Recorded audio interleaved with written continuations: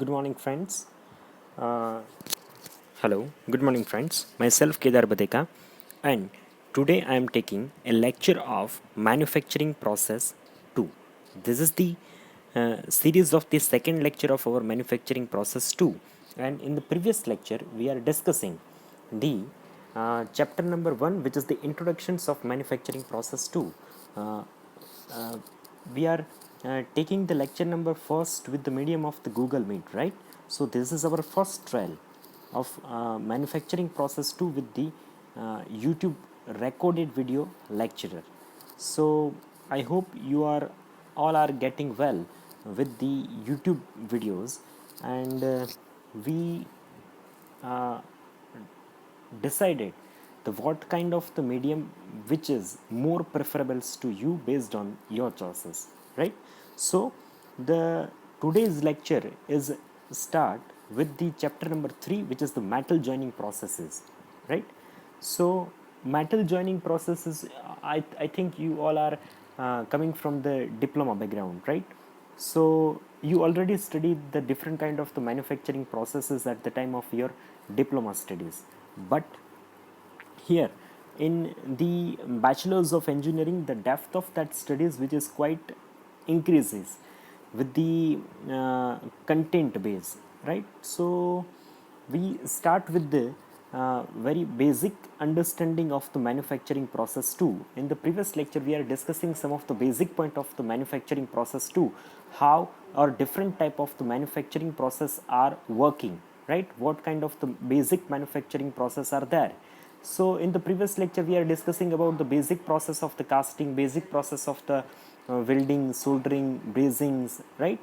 So we start with the basic classifications of the manufacturing process, how the different kind of the manufacturing processes are there. So we start with the different manufacturing processes. So the joining process basically are broadly classified in the three categories. The first, which is the fastening; second, which is the welding; and third, which is the adhesive bonding. Now the welding, which is furtherly divided into the fusion welding, solid state welding, resistance welding, and soldering and brazing. So this classification, you can see in the photograph, is thus that this classifications of that metal joining processes, which is the not taken from the authentic contents, right? As per the my knowledge, suppose I have to classify the manufacturing process. Suppose I have to classify the different kind of the manufacturing process. They are classified as a basic under the two categories, which is the permanent joining process or temporary joining process. In the permanent joining process, they are classified under the three categories. First one, which is the soldering, brazing, or welding, right? Or in the temporary joining process, which is the fastening process or the fastening process. And another third kind of the categories, which is the adhesive bonding process. Another third kind of the basic process, which is the uh, third kind of the classification type, which is the adhesive bonding processes. So uh, from starting with the permanent welding process, which is very difficult in the based on the uh, I think you all heard the word soldering, the word brazing, and word which is the brazing, soldering, brazing, and welding. But what is the process criteria of the soldering process? What, how can we perform the soldering? So based on that perspective, we start with the soldering process in this lecture. So the soldering is make a kind of the permanent joint between the two pieces of the metal. It can be used, it can be used so we can so you can, I can my change my screen so you can get it, you can showing properly, right? show the soldering which is make a permanent joint between the two pieces of the metal, right? It can be used on most soldering metals but not on the aluminum. There are the three types of the soldering: soft soldering, silver soldering, and hard soldering. The hard soldering, which is known as a brazing process. In each case, the heat is used to melt the solder around a joint, right? The three types of the soldering use a different types of the metal as a solder, which melt at the different temperature. The higher the temperature is used, the stronger the joint. अब जैसे ही आप temperature higher use करोगे उतना आपका जो joint है वो stronger होता जाएगा. अब सॉफ्ट सोल्डरिंग किसको बोलते हैं? This is use the solder which is the mixtures of the tin and lead. जो टीन और लीड का मिक्सचर्स हैं, it is a soft and which is melt around the 230 degrees Celsius. There are two types of the soft soldering. The one which is used for joining the pieces of the sheet metals. Normally आपने देखा होगा कि जो soldering का applications हैं वो basically उसका applications वहीं पे ज़्यादा आपने ऑब्जर्व किया होगा कि जहाँ पे थिकनेस का काफ़ी लिमिटेशंस है. लिमिटेड थिकनेस के अंदर आपको सपोज जॉइंट क्रिएट करना है तो वहाँ पे सोल्डरिंग एक बहुत ही अच्छा अल्टरनेटिव ऑप्शंस है. So and either the other is used for fixing the components into the circuit boards, right? हमने जो प्रीवियस लेक्चर्स में जो डिस्कस किया था वो सॉफ्ट सोल्डरिंग का एक एग्जाम्पल है. Now the silver soldering. The silver soldering is used the solder which is the mixture of copper, zinc and silver. अब ये थोड़ी मेटल्स हैं वो कंपेरेटिव टू सॉफ्ट सोल्डरिंग की जगह पे यहाँ पे मेटल थोड़ी हार्ड हो गई है, right? So it melt at the temperature which is between the 600 degrees Celsius to 800 degrees Celsius, depending on how much the silver there is in it. The more silver is there, the lower melting point is there. Its main use for strong joint on copper and brass work. The process for used it, which is exactly same as the hard soldering, which is like as a brazing. अब ये हमने जो थोड़ा soft soldering के बारे में जो हमने डिस्कस किया था वही जो चीज़ है वो थोड़ा डिटेल में उसने बताई गई है कि जो soft soldering is a quick method of the joining the most metals such as a copper, brass, tin plate, sheets, steels, etc., and exceptions of the aluminum. The process is best confined to a light fabrications where the joints are not subjected to heat and the vibrations, so do not need to be very strong. ये इसका applications है वो light फैब्रिकेशंस के अंदर applications हैं जहाँ पे ज़्यादा हीट जनरेट होने वाली है या फिर कोई वाइब्रेशंस होने वाले हैं, वहाँ पे ये इसका एप्लीकेशंस है वो हम लोग प्रेफर नहीं कर सकते. So the soft solder is an alloy made from varying the properties of the tin and leads with the antimonies. The melting point of that soft soldering which is varies according to the compositions, which is ranging from the 180 to 250 degrees centigrades. The solder used for electronics, which is contain the more tin than the lead, make it flow more easily at the lower temperatures, right? So the solder for the tin plates or the plumbing copper water pipes, which is contain more lead than the tin, it melt at the higher temperature and is set as a harders. तो ये आपका ये जो हो गया ये soft soldering था. Now which is the second, which is the silver solder. तो सिल्वर सोल्डर के अंदर बेसिकली क्या होता है, they are low in the fusing, वो आसानी से उसको फ्यूज़ नहीं कर सकता. तो fusion temperatures are in the range of the 600 to 750 degrees Celsius, right? Used with the stainless steel or other base metal alloys. Resistance to tarnish and the corrosion is not good as gold solder, but have a strength which is comparable to gold shoulder, which is the comparisons of the silver, which is 10 to 80 percentage, copper, which is 15 to 30 percentage, zinc, which is 4 to 35 percentage, with the small amount of the cadmium, tin, and phosphorus. The formations of the silver, copper, and eutectic is responsible for the low melting point range of the silver solder. So ये जो silver solder है वो जिसका application है which is applications और the process which is very close to the brazing process. आप जहाँ पे आपको थोड़ा हार्ड जॉइंट है वो हमने जो पहले डिस्कस किया वो उसका जो थियरी है उसके पीछे का वही थियरी है. जब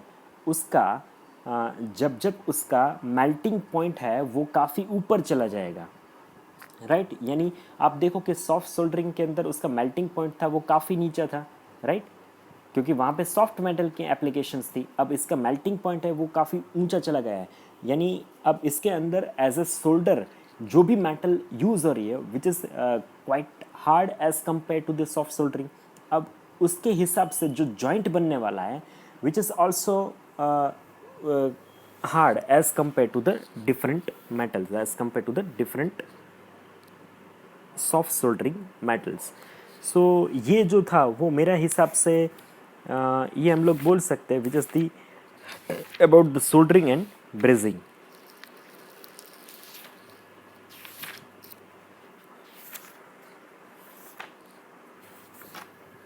now we move forward as a hard soldering which is called as a brazing. The brazing is when a filler metals or the alloy is heated to its melting temperature above the 450 degree Celsius. Brazing कब किया जाता है? जब उसका जो filler metal है और जो अलॉय है उसको हमको कहाँ तक हीट करना है, यानी 450 डिग्री तक हीट करके. फिर हीट कैसे करना है? With using of the gas heating medium. In this case only the filler metal is melt.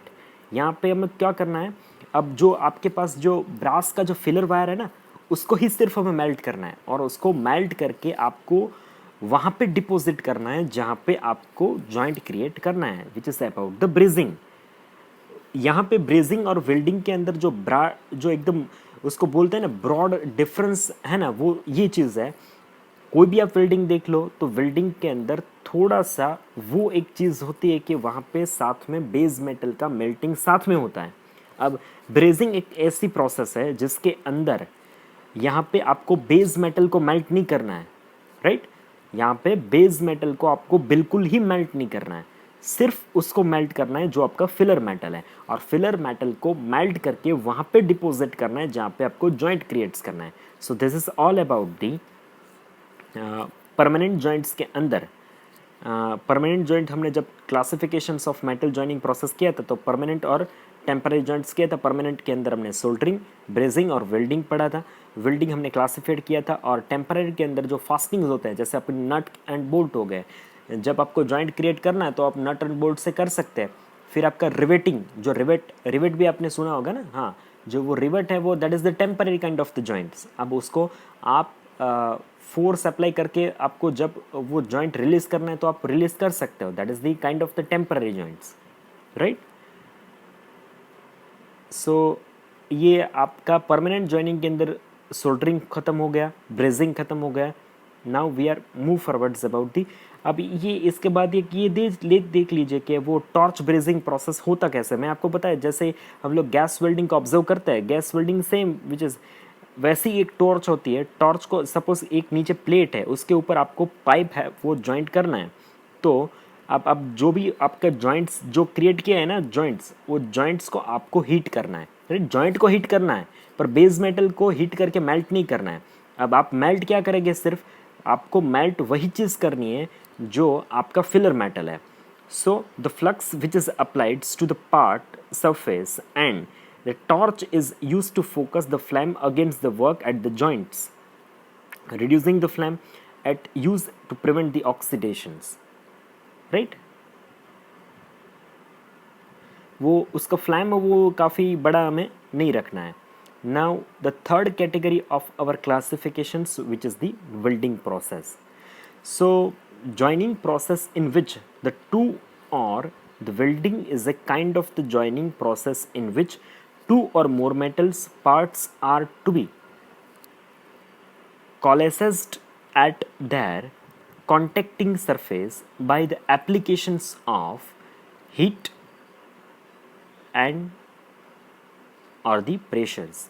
अब इसको भी हमें आसान भाषा में करना है तो वेल्डिंग एक ऐसी जॉइनिंग प्रोसेस है जिसके अंदर टू सिमिलर, यानी हम लोग ये बोल सकते हैं welding is a kind of joining process in which the two similar और dissimilar metals are joined or the coalescence is to be produced with the help of the applications of with or without the application with the coalescence is to be produced with or without the applications of heat or with or without the applications of pressures.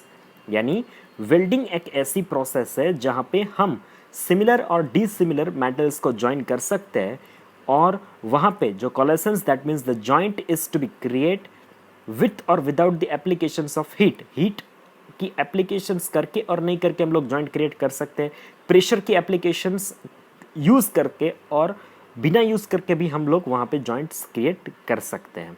So the many welding process are accomplished by the heat alone with the no pressure is to be applied. सिर्फ ऐसी कुछ processes है जहाँ पे सिर्फ heat का use करके ही हम लोग जॉइंट क्रिएट कर सकते हैं, वहाँ पे प्रेशर की कोई एप्लीकेशंस नहीं है.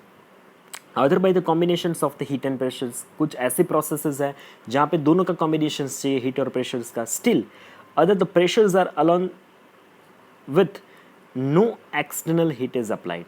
In some welding process, a filler metal is to be added to facilitate the coalescence. काफ़ी कुछ वेल्डिंग प्रोसेसेस ऐसी है जहाँ पे फिलर मेटल हम लोग यूज़ कर सकते, उससे हेल्प कहाँ पे होती है, एक वो फैसिलिटी प्रोवाइड करता है जिससे एक जो कोलेसेंस जो जॉइंट क्रिएट्स होता है वो ईजिली हम लोग जॉइंट क्रिएट कर सकते हैं. So this is about the welding, right? Now we classify the different kind of the welding process. This is the classifications of welding process. So the welding process are basically classified. Welding process are basically classified into the six categories. Into the basic six categories. So the first category which is the gas welding processes. अब gas welding process है वो basically four kind of the gas welding process: air acetylene gas welding process, oxy acetylene gas welding process, oxy hydrogen gas welding process और the pressure gas welding process So the gas welding process are furtherly classified as a air acetylene process, gas welding process, oxyacetylene gas welding process, oxyhydrogen gas welding process or pressure gas welding process. Now the second category of the welding classifications, which is the arc welding process. Now the arc welding process is furtherly classified into the six categories, which is the further divided into the six part, which is the first process, which is the carbon arc welding process. Now second, which is the SMAW or the MMAW, which is the shielded metal arc welding or the manual metal arc welding, right? The second, which is the SMAW, or we can also say that as a MMAW, which is the shielded metal arc welding or manual metal arc welding. The third, which is the SAW, which is the submerged arc welding, where the arc is submerged under the blanket of the flux, which is the submerged arc welding.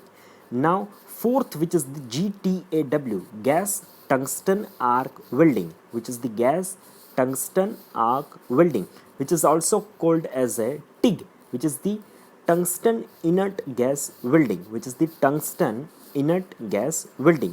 Now fifth, which is the GMAW or the MIG, which is the gas metal arc welding or metal inert gas welding, right? Now sixth, which is the electro slag welding. Now sixth, which is the electro slag welding, and seventh, which is the plasma arc welding. अब ये जो दो processes है, आपने fifth number की process जो मैंने नाम बताया कि मेटल इनर्ट गैस वेल्डिंग, अब इसके अंदर और मीग और टिग आप दोनों प्रोसेस लीजिए, उसमें हम लोग फ्लक्स के अल्टरनेटिव में हम लोग as a shielding we are using some kind of the gases, inert gases. अब इनर्ट गैसेस कौन से उनके हैं, which gases are the inert gases. So हम आर्गन लीजिए, आप आर्गन ले लीजिए, हीलियम ले लीजिए, क्रिप्टॉन ले लीजिए, right. They are the inert gases which is used for the GTAW और GMAW. अब ये इनर्ट गैसेस है. अब ये इनर्ट गैसेस का जो बेसिक एप्लीकेशंस है, वो बेसिक एप्लीकेशन क्या चीज़ है, इनर्ट गैसेस का बेसिक एप्लीकेशंस है वो to protect the molten metals from the surrounding environments, to protect the molten metals from surrounding environments, right. अब इसको ये मिग है, उसको एक उसके अंदर एक अनदर प्रोसेस वो क्लासिफाइड होता है which is the MAG, MAG, which is the metal active gas welding, which is the metal active gas welding. If suppose you are using the carbon dioxide gas, which is the active gas, which is the in nature, which is the carbon dioxide CO2 is a active gas, then that process which is known as a MAG process, that process which is known as a MAG process. Now the another third classification, third category of the classifications, which is the resistance welding. Now the resistance welding is furtherly classified as a spot welding process, seam welding process, projections welding process, flash butt welding process, resistance butt welding process, high frequency resistance butt welding process, and the percussions welding process, and at last which is the percussions welding process. So these are the three basic categories: gas welding, arc welding, then the resistance welding. Now fourth one, which is the solid state welding process. Now fourth one, which is the solid state welding process. Now the solid state welding process, which is the furtherly classified as a cold solid state welding process, explosive solid state welding process, friction welding process, roll process or the roll welding, then the diffusion welding, then the forge welding, then the hot pressure welding, and last which is the ultrasonic welding. अब ये जो सारे जो solid state welding processes है, उसका जो main आप बोल सकते हैं ना यूएसपी क्या है, राइट, वो सब वेल्डिंग प्रोसेस से अलग कैसे होते हैं. तो इस चीज़ के अंदर अलग चीज़ यही है कि ये जो सॉलिड, इसका नाम ही बता रहा है कि यहाँ पे दो मेटल को हमको जॉइंट किस कंडीशंस पे अंदर करना है, जब ये मेटल है वो सॉलिड कंडीशंस के अंदर है, इसको हीट नहीं करना है, या फिर हीट इतना ही करना है जो हम लोग उसका फ्रिक्शनल हीट उसको यूज़ कर सकते हैं, उसको कोई एक्स्ट्रा हीटिंग मीडियम्स को यूज़ करके उसको वहाँ पे जॉइंट क्रिएट नहीं करना है. So that's why which is called as a solid state welding process. Now the fifth category of our classifications of the welding process, which is the thermochemical welding process.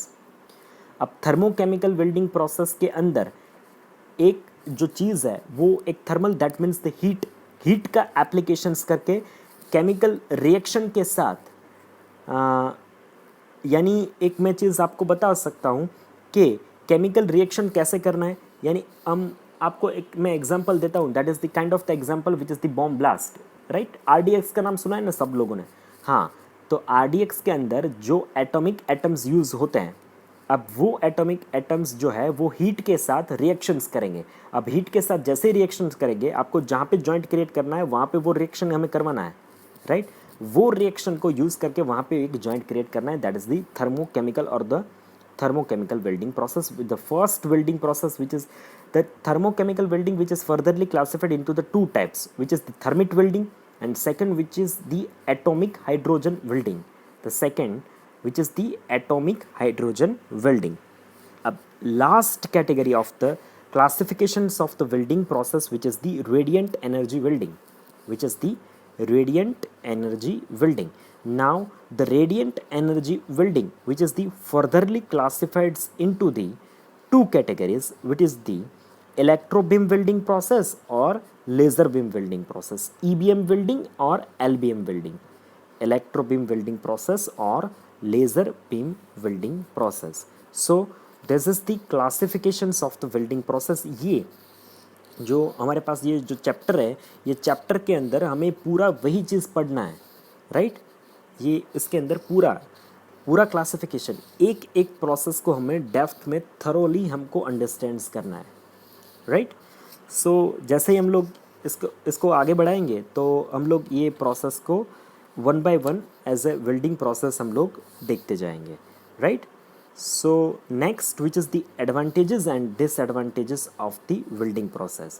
So these are the advantages of the welding process. The joint which is the permanent, we can get the 100% strength. Sometimes the strength which is get in the joints which is the higher than the base metal. अब इसका यानी ये joint आप create करते हैं उसका strength इतना ज़्यादा मिलता है जितना वो जो आपका बेसिक मटेरियल है ना आपका, उसका भी स्ट्रेंथ इतना नहीं होता.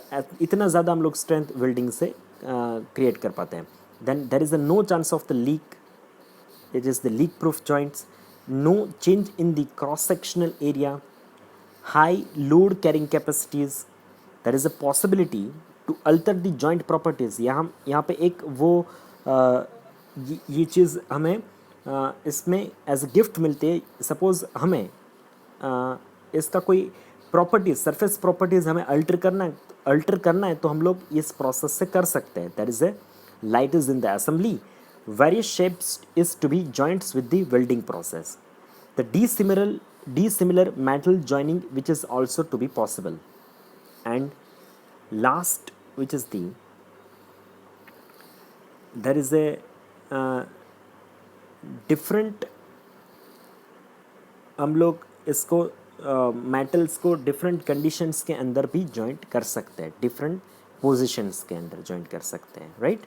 अब डिसएडवांटेजेस के अंदर, अब डिसएडवांटेजेस की बात करें तो एक यहाँ पे डिसएडवांटेजेस ये रहता है क्योंकि यहाँ पे जो बेसिक मीडियम होता है ना वो हीट और प्रेशर का एप्लीकेशंस है. तो इससे ये चांसेस हो सकते हैं कि आपका मेटलर्जिकल प्रॉपर्टीज़ है वो चेंज होने के चांसेस हैं वहाँ पे, due to the presence of the heat affected zone which is the called as a HAZ. अब हीट अफेक्टेड जोन क्रिएट होगा तो वो अपना प्रॉपर्टीज़, मेटलर्जिकल प्रॉपर्टीज़ चेंज करेगा. Now there is a chances of the residual stresses, क्योंकि आप welding कर रहे हैं तो स्ट्रेसेस क्रिएट हो रहे हैं और स्ट्रेसेस से रेसिडुअल स्ट्रेसेस क्रिएट हो गए. Then there is a chances of the distortions due to the overheating problems, right. Then there is a poor performance under the vibrations. अब जहाँ पे वाइब्रेट हो रहा है वहाँ पे आपको अगर वेल्ड करना है तो there is a lack of chances of the strong joints and the inspection which is very difficult of the welding process. So this is the advantages and the disadvantages of the welding process. Now application. It can be used to weld all the ferrous metals and non-ferrous metals alloys. Then the kind of the heat resisting steel which is also possible to weld. This welding process can be used with the welding of the titaniums and niobiums. It can also be welded as a welding of the welding of the nickel, welding of the silver, welding of the coppers, welding of the gold alloys, which is also possible with the welding processes. Aluminum is also welded with the use of the AC current.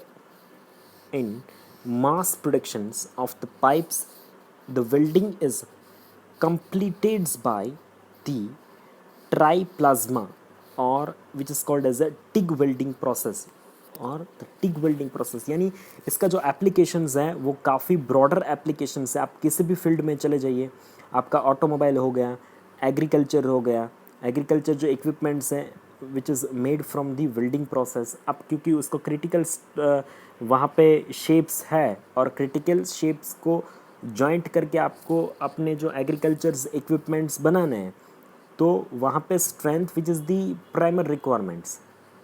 अब ये strength है वो सिर्फ एक ही तरीके से हमको मिल पाती है, to joint the different component of the similar and dissimilar metals, right. So इसके बाद हम थोड़ा जाएंगे उसको डिफरेंट वेल्डिंग पोजीशंस। अब वेल्डिंग पोजीशंस के अंदर basically two types of the welding positions रहती है, एक फिलेट वेल्ड के अंदर रहती है और एक ग्रूव वेल्ड के अंदर। ग्रूव दैट मीन्स व्हाट कि आप जब दो प्लेट को अपने बाजू बाजू में रख के उसके बीच जो ग्रूव क्रिएट होता है, right, that is called as a groove weld. और फिलेट वेल्ड दैट मीन्स दो डिफरेंट कंडीशंस के अंदर आपने प्लेट रखे हैं और उसको जॉइंट करना है। सो आपको फर्स्ट फ्लैट पोजीशंस के अंदर फिलेट दिख रहा है, जैसे एल शेप दिख रहा है प्लेट का, और एक तरीके से आपने सिंगल साइड सिंगल फिलेट हमने वेल्ड किया है, that is called as a fillet weld. अब उसी प्लेट को हमने, अब ये फर्स्ट कंडीशन में फ्लैट में था, अब सेकंड में हमने हॉरिजॉन्टल कर दिया है, that is the horizontal fillet which is designated as a 2F। अब प्लेट हमने वर्टिकल रखना है और फिलेट वेल्ड करना है, दैट इज द 3F। अब प्लेट है वो हमारे हेड के पोजीशन के ऊपर है, हेड के पोजीशन के ऊपर है, राइट। सो वो हो जाएगा आपका ओवरहेड फिलेट वेल्ड, राइट। अब ग्रूव वेल्ड के अंदर बात करें तो ग्रूव वेल्ड के अंदर वो थोड़ा सिमिलर चेंज है, 4G तक तो सिमिलर ही है। आपका फ्लैट पोजीशन के अंदर दोनों प्लेट पड़े हैं और उसको उसके बीच को ग्रूव को आपको फिलअप करना है, that is called as 1G। Then आपका प्लेट है वो हॉरिजॉन्टल कंडीशंस में पड़ा है और आपको वेल्ड हॉरिजॉन्टल करना है, that is called as a 2G। Now आपका दोनों प्लेट वर्टिकल है और आपको अप हिल वेल्डिंग करना है या फिर डाउन हिल, नीचे से ऊपर जाना है या फिर ऊपर से नीचे जाना है, that is called as a 3G welding position. अब कोई कंडीशंस ऐसी है जहाँ पे आपको आपके हेड के ऊपर जॉइंट्स को फिल करना है, प्लेट आपके ऊपर है, नीचे बैठ के आपको वेल्ड करना है, that is called as a overhead 4G positions. Now 5G, अब 5G के अंदर वो बेसिकली पाइप के अंदर होता है, आपका जो पाइप है वो हॉरिजॉन्टल कंडीशंस के अंदर पड़ा है और दो पाइप को आपको जॉइंट करना है ग्रूव से, right, that is called as a 5G। आपका पाइप है वो फिक्स पोजीशन के अंदर है और आपको उसके आजू बाजू रोटेट करना है, उसके सरकमफरेंस के आजू बाजू रोटेट करना है, दैट इज दी 5G। अब 6G के अंदर आपका पाइप है वो कोई एंगल के ऊपर रखा हुआ है, राइट। अब वहाँ पे 5G के अंदर क्या था, तो कि आपका पाइप जो था वो स्टेशनरी था। यहाँ पे एक चीज़, एक तो कि पाइप है वो एक तो एंगल के ऊपर है और आपका पाइप रोटेट कर रहा है, पाइप खुद घूम रहा है और उस कंडीशंस के आपको वेल्ड करना है, that is called as a 6G welding position. ये काफ़ी इजी हो जाएगा क्योंकि 5G में क्या था, तो कि वेल्डर था उसको उसकी सरकमफरेंस, जो जॉइंट का सरकमफरेंस था उसके आजू बाजू घूमना था। अब यहाँ तो पाइप खुद रोटेट कर रहा है, या कि यहाँ वेल्डर है वो स्टेबल हो जाएगा, वो स्टेबल कंडीशंस में हो जाएगा, पर आपको वेल्ड करना है वो एंगल पोजीशंस के अंदर करना है, दैट इज दी 6G।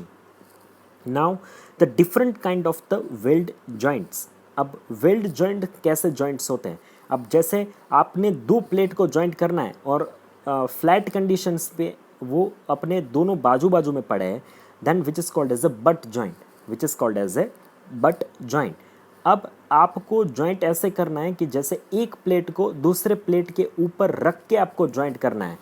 अब जो भी दो कॉर्नर जहाँ पे बनेंगे, जहाँ पे वो एल शेप बनेगा, फिलेट बनेगा, आप वहाँ पे वेल्ड करेंगे, that is called as a lap joint. अब एक प्लेट को दूसरे प्लेट के ऊपर रख के दोनों को जॉइंट करना है, that is condition which is designated as a lap joint. अब third joint which is called as a corner joint. अब कॉर्नर जॉइंट पे सपोज कि आपको सपोज कोई कॉर्नर के अंदर दो एंगल को जॉइंट्स करना है, तो एक बाहर वाला कॉर्नर्स के आपको फिलेट जॉइंट करना पड़ेगा और अंदर के फिलेट को जॉइंट करना पड़ेगा, दैट इज दी कॉर्नर। अब दो प्लेट दो अपने कॉर्नर से जॉइंट हो रही है, right. Second which is the T joints. अब टी जॉइंट में आप जैसे आपको टी दिख रहा है और टी के दोनों साइड पे आपने फिलेट कर दिया है, that is called as a fillet joint. और लास्ट में which is the edge joint, एक स्ट्रेट आपकी एक स्ट्रिप है और एक जो है वो एंगुलर स्ट्रिप है, वो दोनों को अगर जॉइंट करनी है तो आप कुछ एंगल के ऊपर जो है वो क्या कर सकते हैं, जो दोनों का एज है वहाँ एज से उस दोनों को आप जॉइंट कर लेंगे, which is designated as a edge joints, right. The last, which is the different kind of the welding joint symbols, welding joint symbols. अब आप देखोगे तो सेकंड पोजीशंस के अंदर, मैं थोड़ा जूम करके आपको दिखाता हूँ, तो सेकंड पोजीशंस के आपको स्क्वायर बट दिख रहा है. फर्स्ट इतना इंपॉर्टेंट नहीं है, यानी मैं सेकंड से स्टार्ट कर रहा हूँ.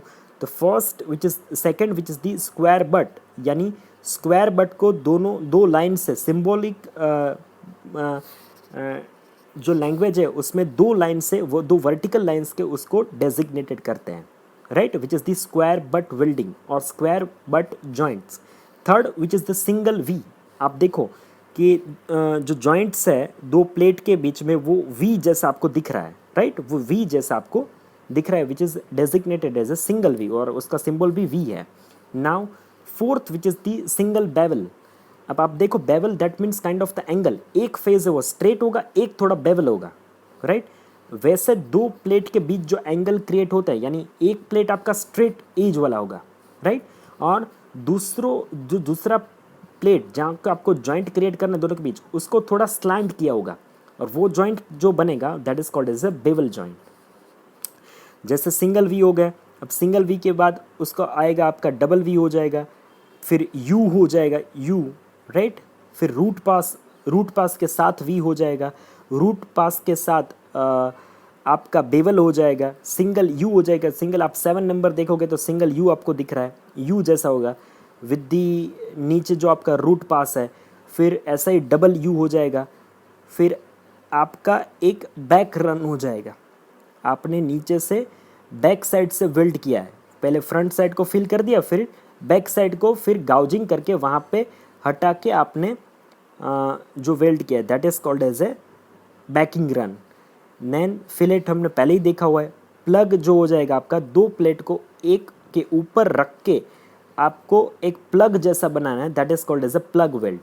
Then spot weld that is designated as a, जैसे लैब के कंडीशंस के अंदर दो प्लेट है तो आप दो स्पॉट के अंदर उसको जॉइंट कर दोगे और वो spot which is designated which is the round symbol. And last which is the SIM weld. आपको दो सिम के तरीके से आपको वेल्ड करना है लैब कंडीशंस के अंदर, और उसको राउंड के ऊपर दो लाइन हॉरिजॉन्टली ड्रॉ करके उसको हम लोग डेजिग्नेटेड करते हैं. तो बेसिकली ये जो लेक्चर था इसके अंदर काफ़ी कुछ हमने कुछ बेसिक टर्म्स हमने सीखे हैं. We start with the classifications of the joining process, which is the permanent and temporary, and third one which is the adhesive bonding, right. permanent के अंदर 3 थे, सोल्डरिंग, ब्रेजिंग और वेल्डिंग, तीनों के क्लासिफिकेशंस और प्रोसेस देखे हमने, राइट.